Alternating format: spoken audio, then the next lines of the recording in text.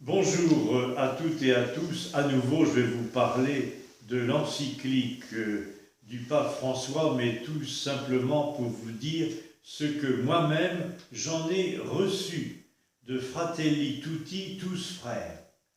D'abord, elle est percutante, il faut le reconnaître.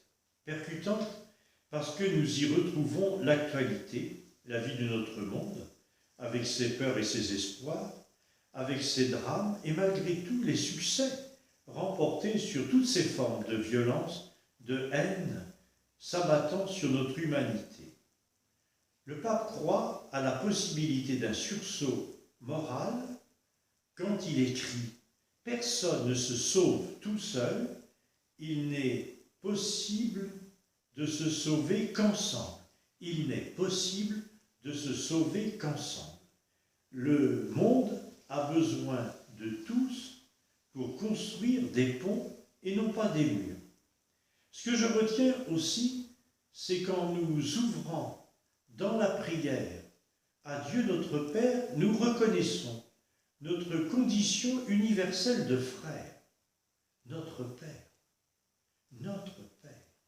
Et pour les chrétiens, la source de la dignité humaine et de la fraternité se trouve bien inscrit dans l'évangile de Jésus-Christ. Et à partir de là naissent, bien entendu, des actions, des engagements.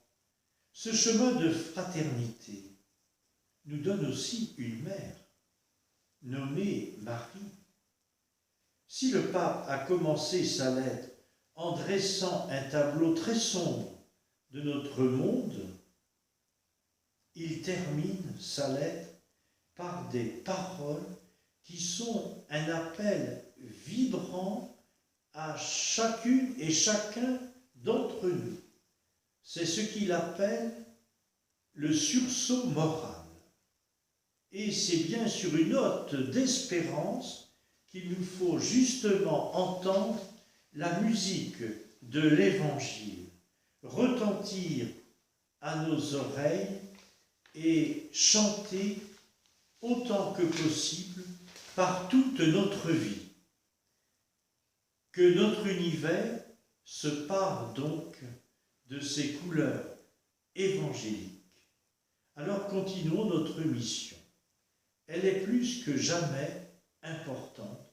Nous voulons œuvrer pour la paix dans la justice, pour la fraternité, et bien que la fraternité tant désirée devienne une réalité, qu'elle inspire nos choix, les choix de ceux qui nous entourent, de ceux qui exercent des responsabilités, de ceux qui gouvernent les peuples.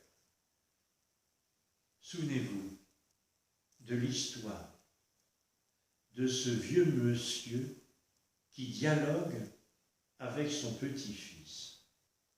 Il y a en chaque personne, lui disait-il, deux loups.